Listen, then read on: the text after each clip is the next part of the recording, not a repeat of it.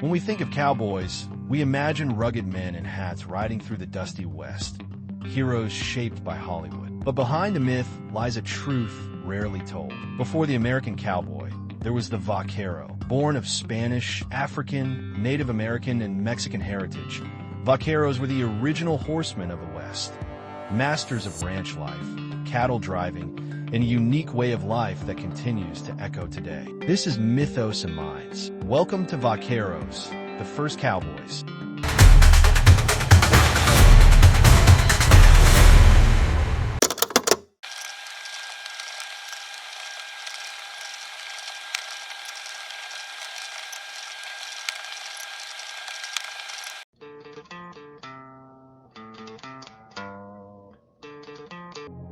Long before the Hollywood cowboy rode onto the silver screen, the foundation of ranching and riding in the Americas had already been laid by the vaqueros. The tradition began not in Texas or Arizona, but across the Atlantic in Spain. The Spanish were among the earliest to develop horseback cattle herding as a skilled occupation, and when they began colonizing the Americas in the early 1500s, they brought with them a deeply rooted ranching culture. The Spanish conquest of the Americas was as much about land and labor as it was about faith and empire. With the arrival of conquistadors and colonists came herds of livestock, particularly cattle and horses, animals not native to the New World. Alongside these came the rancho system, a method of organizing agricultural life that would prove foundational to the development of the American West. As Spanish missions expanded throughout what is now Mexico and the southwestern United States, including California, Texas, Arizona, and New Mexico, the need for skilled laborers to tend herds, manage livestock, and maintain vast estates grew rapidly. This is where the first vaqueros came into being. Vaqueros were often indigenous peoples and people of African descent, many of whom were forced into labor through the mission system or colonial institutions. Over time, however, a unique hybrid identity began to form, one shaped by indigenous horsemanship, Spanish ranching methods, and African resilience. The result was the vaquero, a master horseman, an artist with a lasso, and the prototype for the cowboy. These early vaqueros developed an unmatched skill set. They were more than just laborers. They were technicians and tacticians, able to handle cattle across vast, arid landscapes. They designed saddles that could endure hours of riding, crafted lassos from rawhide, and used spurs to command their horses with subtlety and precision. They worked in tough, often brutal conditions, under the sun, through storms across deserts and plains, but forged a profession that blended strength, endurance, and grace. What made this tradition so enduring was not just the skill of the vaqueros, but their influence. As Spanish territories transitioned into Mexican and later U.S. control, many vaquero practices remained in place. Their tools, terminology, and techniques were absorbed by settlers, many of whom had little idea where these practices originated.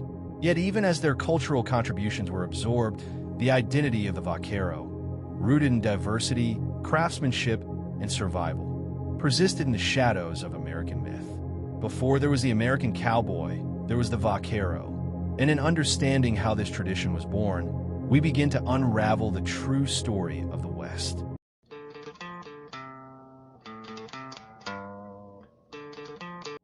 Vaqueros came from many backgrounds. Some were free men of color, some enslaved Africans, and many were Native Americans compelled to work on Spanish missions. Though often treated harshly, many became expert riders, cattle herders, and trainers. In time, they would define the very techniques later adopted by American cowboys. Life on the rancho was demanding. A vaquero's day might begin before dawn and end after sunset, filled with tasks like driving cattle, repairing fences, processing hides, and branding animals.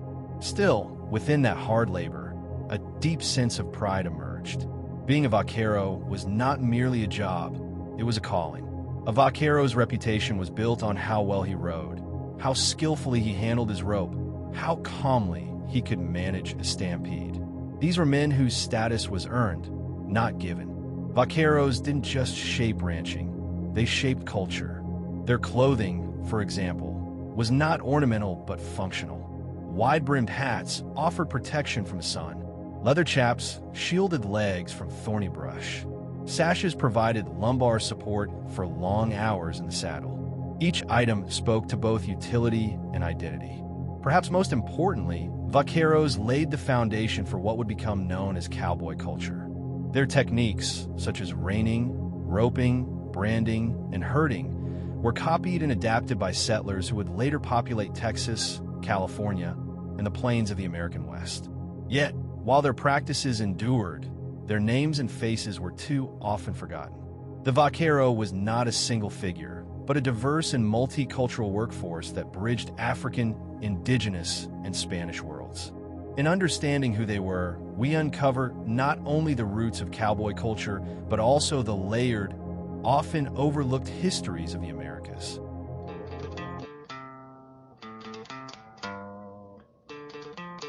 The legacy of the vaquero lives not only in stories and songs, but in the very tools that define their trade. Tools that continue to shape cowboy culture today.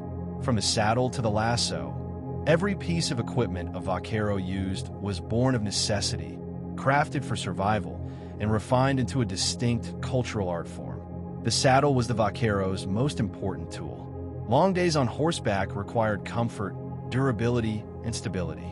Vaquero saddles were designed to support the rider during hours of work and sudden bursts of movement. They featured high cantles and deep seats to hold the rider steady and allow full control over the horse. The horn at the front, what American cowboys still use to dally a rope, was originally developed by vaqueros for roping and tying off cattle during herding. Equally vital were the spurs, espuelas, which the vaqueros used with precision rather than force.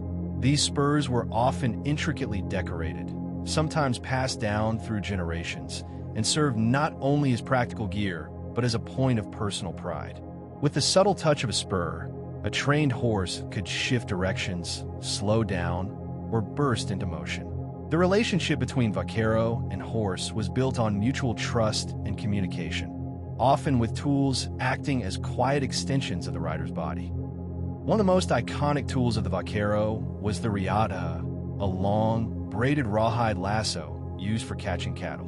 Unlike modern ropes, the rewrote was a flexible and beautifully crafted implement that demanded great skill to handle. Vaqueros developed an array of rope techniques, from catching strays on the open range to tying off and branding animals. The way a vaquero threw his rope was a signature skill, almost like a fingerprint. Branding irons were another essential tool. In a time when cattle roamed freely across the vast, unfenced landscapes of the Southwest, branding was necessary to distinguish ownership. Each ranch had a unique brand, and branding days were major events that required teamwork, coordination, and physical endurance. Vaqueros would rope and hold the cattle while others applied the red-hot iron, a process as dangerous as it was routine. Beyond functionality, these tools often became artistic expressions. Saddles, reins, and belts were sometimes carved or stamped with intricate designs. Spurs were polished and engraved. Even the rawhide ropes were braided with care. In these details, we see that vaquero life was not merely survival. It was identity, pride, and tradition. The tools of the trade were never just about the job. They told a story of culture passed through the hands of African, Indigenous, and mestizo laborers. And while the vaqueros' hands may have weathered with time, the gear they shaped continues to ride with every cowboy who follows in their path.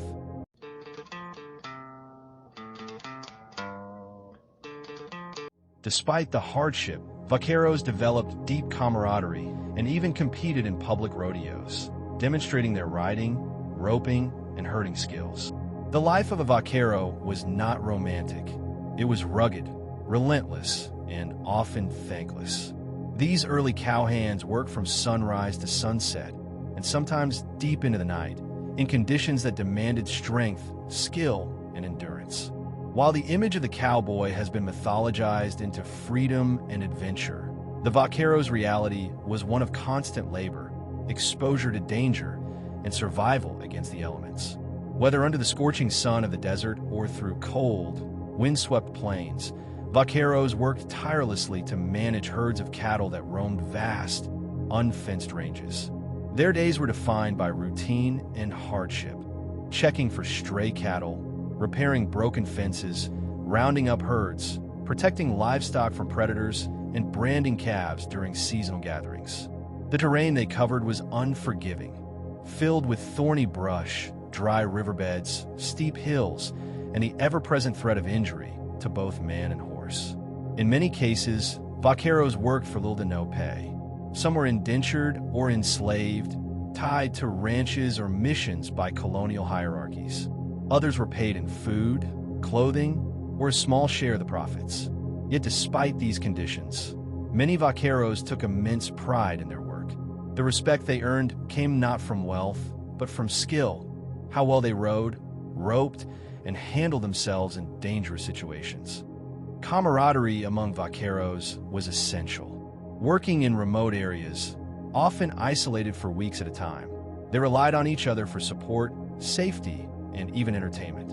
Around campfires, they would share stories, sing songs, and play music, a tradition that helped shape early forms of corridos and cowboy ballads. But it wasn't all work. Rodeos, originally informal competitions between ranch workers, became a space where vaqueros could demonstrate their skills in public. Events such as bronco riding, cattle roping, and horse reining allowed vaqueros to show off their talent in front of local communities. These gatherings were not only entertaining, but also reinforced social bonds, pride, and professional identity among the men who made their living on horseback. Despite the dangers and the drudgery, the life of a vaquero carried a sense of honor. It was a respected role, one that required a lifetime of learning and discipline. Their deep knowledge of the land, the animals, and the rhythms of nature made them essential to the economy and culture of the Spanish and Mexican frontiers. Today, when we speak of cowboys, we often speak of freedom. But that freedom was hard-earned, and its foundation was built by the vaqueros who labored long before the myth was born.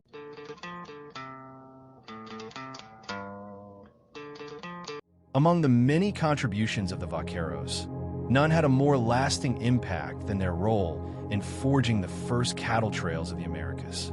Long before cattle drives became iconic scenes in American Western lore, vaqueros were blazing the paths, quite literally, through desert plains, rugged mountains, and harsh frontier landscapes.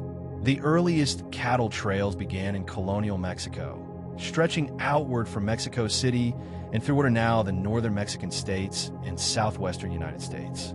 As Spanish colonization advanced, missions, presidios, military outposts, and ranches emerged across the region. These settlements needed food, labor, and trade, and livestock played a crucial role in all three. Vaqueros were tasked with driving cattle across hundreds, sometimes thousands, of miles from Mexico City to New Mexico, Texas, Arizona, and California. These drives could last weeks, if not months, and required logistical skill, physical endurance, and environmental awareness. Herding thousands of animals across open land without modern infrastructure meant battling heat, drought, river crossings, wild predators, and even banditry. Every step was a gamble, but the success of these trails helped establish the economic and agricultural foundations of entire regions. The cattle trails were not just highways for livestock. They were arteries of culture, language, and tradition. Vaqueros communicated across tribal and national boundaries, interacting with indigenous nations and mestizo communities along the way. Many indigenous people, including members of the Cherokee, Choctaw, Creek, and Seminole nations, learned from and contributed to the vaquero tradition, especially as some tribes adopted ranching as part of their own economic survival. Over time, these cattle trails evolved. During the Spanish and Mexican periods, they followed mission routes and trade roads. But after the U.S. annexed former Mexican territories in the 1800s, these same trails were absorbed and rebranded by American settlers. Iconic routes like the Chisholm Trail and the Goodnight Loving Trail were, in many cases, adaptations of older paths first carved by vaqueros and indigenous herders. These drives weren't just about cattle. They were about connection, Along the trails came ideas, innovations, and communities.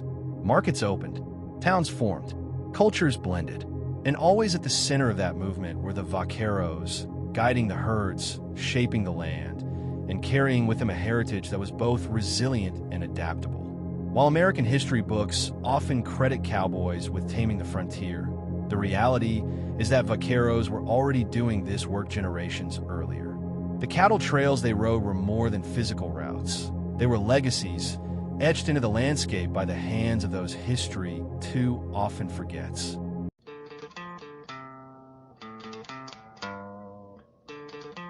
The influence of the vaquero can be seen not only in cowboy gear or riding techniques, but in the very words we use to describe the culture of the American West. Even today, the language of the vaquero echoes through ranch life, rodeos, and Western pop culture. What we often think of as cowboy slang is, in many cases, borrowed straight from Spanish. Take the word rodeo. It originates from the Spanish rodear, meaning to surround. What began as a practical term for rounding up cattle eventually evolved into the competitive events we associate with modern rodeos.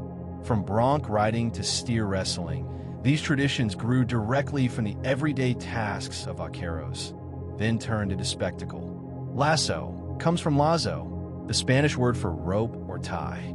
Vaqueros perfected the art of the lasso, or riata, using it to catch and control cattle with finesse.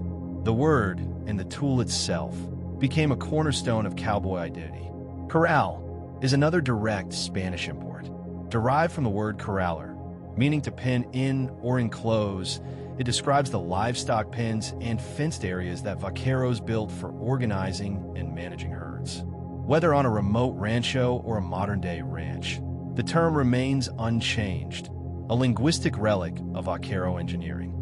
Other familiar terms with Spanish roots include bronco, wild or rough, as in bronco caballo, mustang, from estino, meaning stray or feral, stampede, from estampida, chaps, from chaparreras, and lariat, from lariata.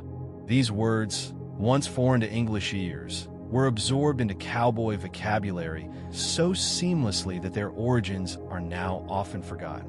This linguistic legacy isn't just about vocabulary, it's a cultural fingerprint.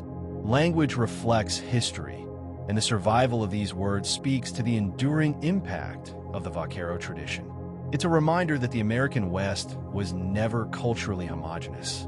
It was, and still is, a place shaped by cross-cultural exchange, adaptation, and multilingual roots. Interestingly, many of these words were not simply borrowed, but redefined. In Anglo-American ranching culture, some terms took on new nuances. For example, rodeo evolved from functional livestock task into a public competition, a transformation that says as much about cultural appropriation as it does about shared legacy. By tracing these words back to their origins, we can better understand the depth of vaquero influence. The language we speak, the terms we use, and the images we celebrate all bear the imprint of the first cowboys, African, indigenous, and mestizo horsemen who passed down their knowledge, one word and one ride at a time. The American cowboy may ride with English on his tongue, but it's vaquero Spanish that built his world.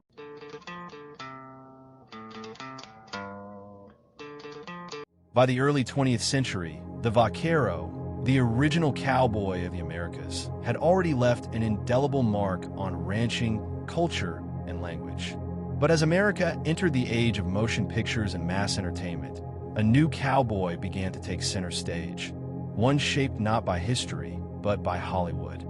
The silent films and early westerns of the 1910s and 1920s presented the cowboy as a rugged, solitary white man, roaming the frontier in search of justice or adventure.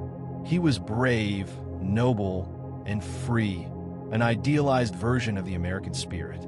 But he bore little resemblance to the real cowboys who came before him. The vaquero, with his mestizo, indigenous, and African heritage, was almost entirely erased from this new myth. The irony is striking. The costumes worn by movie cowboys, wide-brimmed hats, leather chaps, spurs, and riatas, were lifted directly from vaquero culture. Their methods of riding, roping, and wrangling were inherited from generations of vaquero skill. Even the settings, dusty deserts, remote ranches, and cattle drives, were inspired by the Mexican and southwestern landscapes the vaqueros once worked. Yet Hollywood gave credit elsewhere, rewriting history for mass consumption. This whitewashing of cowboy identity wasn't accidental. It reflected broader cultural narratives of the time, narratives that sought to elevate Anglo-American dominance and downplay the contributions of people of color. As the film industry expanded, so too did this myth of the cowboy as exclusively white, frontier-born, and fiercely individualistic. And yet, despite this erasure, the vaquero never fully disappeared. In regional cultures across the American Southwest and Mexico, the vaquero remained a symbol of pride. His image was preserved in local festivals, family traditions, and ranching communities. As film and television exported a fictional cowboy to the world, real-life vaqueros continued to live out the traditions they had inherited quietly, proudly, and often unseen. In recent years, scholars, filmmakers, and cultural institutions have begun to reclaim the vaquero's place in the historical narrative. Documentaries, books, and museum exhibits now challenge the old myths and tell a more inclusive story of the American West. Latino and Indigenous cowboys are once again being recognized not as background figures, but as central players in the formation of cowboy culture. Hollywood created a legend, but the vaquero lived a life. His world was not a film set, but a working landscape filled with dust, danger, and dignity. And while the real may have tried to replace the real, the truth rides on, in saddles worn smooth by history, and in voices that refuse to be forgotten. The vaquero was more than a cowboy. He was a cultural innovator, a skilled laborer, and a survivor of empire. His traditions live on, in rodeos, ranches, and in every lasso thrown from saddle to steer. This is the untold story of the first cowboys. This is Mythos and Minds. Keep riding into the stories that shaped our world.